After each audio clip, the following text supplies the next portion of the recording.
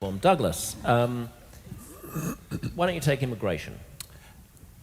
Sure. Let me start with saying something. I wanted to chip in on your previous question, which is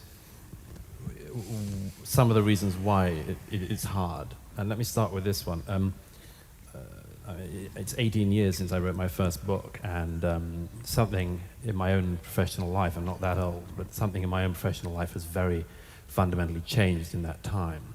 And I've been trying to work out how to sum it up, and it's something like this. I was, when I started becoming a writer, aware that to be a writer or to be a good writer, you should make sure that you write in such a way that no honest critic can misrepresent what you have said. That if you're a public speaker, no honest critic could misrepresent honestly the content of your speech. And something has changed. I think it's information technology, social media, and more. Something has changed in the last couple of decades to get us to the situation I would now summarize as everyone who writes and speaks in public has to write and speak in a manner that ensures that a dishonest critic couldn't dishonestly misrepresent what you've said, which basically cannot be done. It's an almost impossible task. And I try to resist this as a writer and try to continue to say what I think, but even I'm aware of occasions when I might shave something off. An example. Self-censor. Yeah, I mean, there's an example, let me give you one just quite recently. Some years ago at a friend's memorial service, a great son of this country, Barry Humphries, was giving a eulogy, and he read a poem, and it's one of the only times I've burst out laughing at a memorial service. Barry Humphries read this poem that our late friend had wanted him to read, and it was an E. E. Cummings poem, and it was sort of 4 lines, and it made no sense. And all of us sitting in the congregation were sort of... Anyhow, Barry Humphries read these 4 lines, and then at the end said, "I've no idea what that poem means." But he said, if there's anyone here who does understand and can tell me, I will give them a box of black magic chocolates.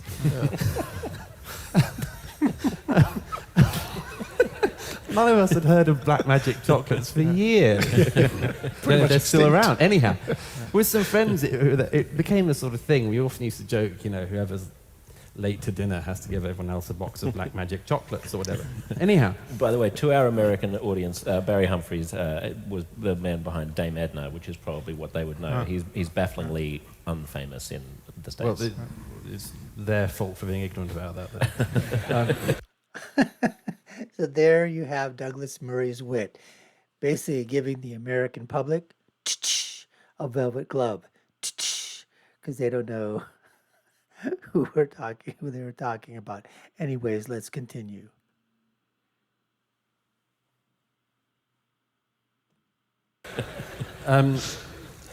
So anyway, the reason I tell you this story is because some time ago I was writing a piece, and I was being rude about something or someone, and I said at some point, and I give a box of black magic chocolates to whoever can come up with the answer to this. And I just realized, first of all, not everyone was in on the joke, obviously. Secondly, it was sort of fun enough, but the main thing was I suddenly thought there's just no point in saying black magic chocolates.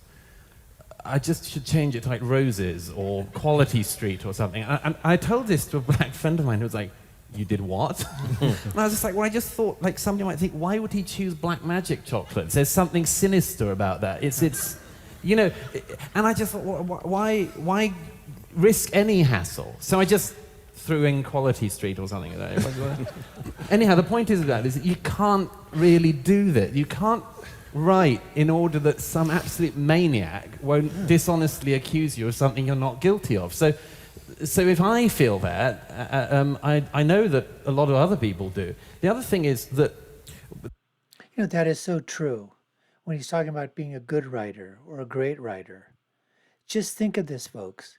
The great Douglas Murray also has those times when even Douglas thinks, is it worth the squeeze? In other words, is it worth it to put in this provocative statement, or maybe just on the surface, it doesn't seem that provocative, but when he looks over it and he goes, you know what, somebody just might misconstrue it or take it out of complete context.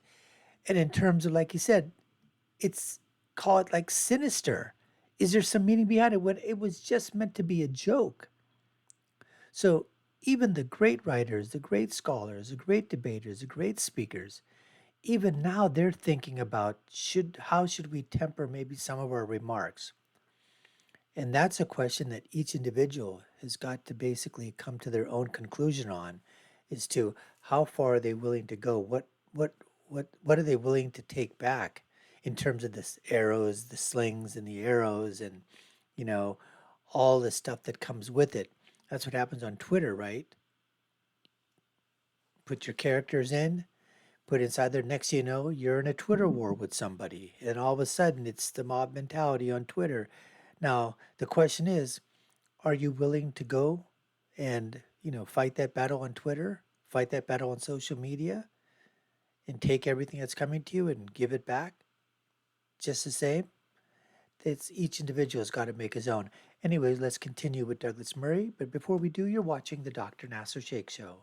I'm your host, Dr. Nasir, where I give you my political prescription, my political perspective of what's happening when all these things collide in our world: social media, entertainment, the media, religion, government, culture, politics, and Douglas Murray. Let's get back to the debate right now. The other thing that's really stopping conversation these days is the idea that you can't speak about any experience that isn't your own. The sort of breakdown, the identity politics reduction, which means unless you're a woman, you can't speak about anything to do with women. Unless you're a man, et cetera. Unless you're this color, you can't talk about that. Unless you're this religion, you can't talk about that. Unless that's your sexual practice and orientation, you can't talk about that. Which just, it's forever cutting off conversation, which actually is connected to all of us.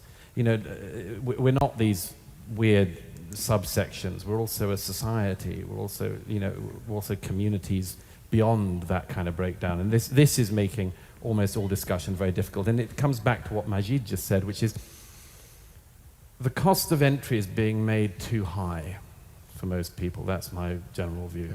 Yeah. If somebody watches what Majid has put up with in the work he's done, why would you do that? Why would you get into that? It happens to be one of the most important things you could get into, but why would you put up with that crap?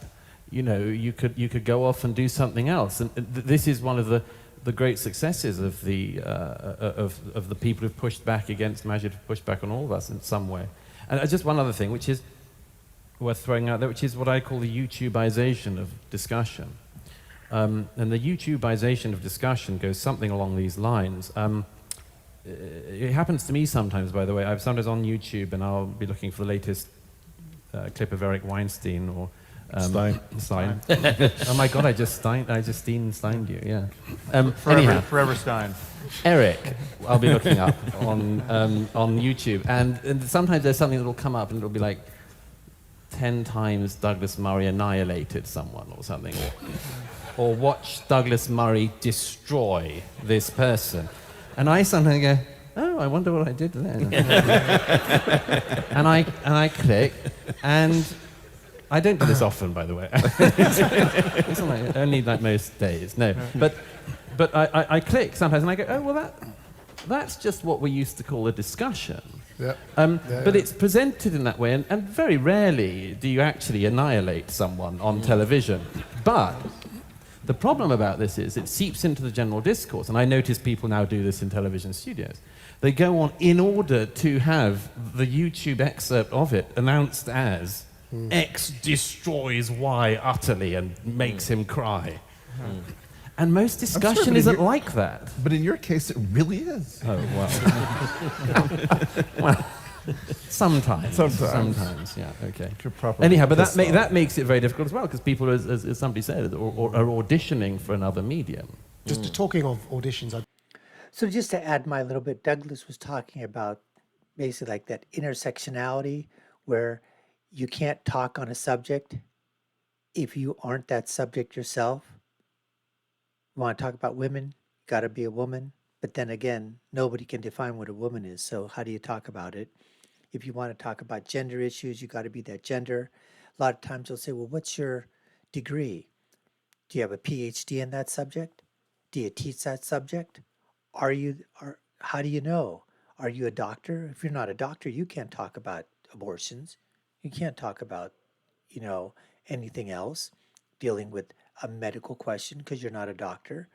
You don't have to be the thing that you're talking about or the person or the entity. If I want to talk about abortion, I don't have to be a medical doctor. I don't even have to be a person. I don't even have to be a mother who's expecting. Anybody can talk about it. And that's the whole idea. And then when Douglas is talking about, I guess the YouTube-isation of everything, well, that's everything, folks. I mean, in order to get people to watch, in order to get people to come to your channel, in order for people to, on social media, to follow you or whatever, you've got to put basically the taglines inside there that are going to at least evoke some type of an emotive response, an emotional response to go, huh, that sounds interesting, or wow, that looks like something. And then you go there, you go, oh, or you go, wow, that really was something. So there's all of this stuff that's inside there. And I know he was supposed to talk about immigration or whatever, but he never really got to the subject of immigration. It was all this other stuff. But regardless, it's always great to hear what Douglas Murray has to say. And we're going to end it on that note. You've been watching the Dr. Nasir Shaikh Show.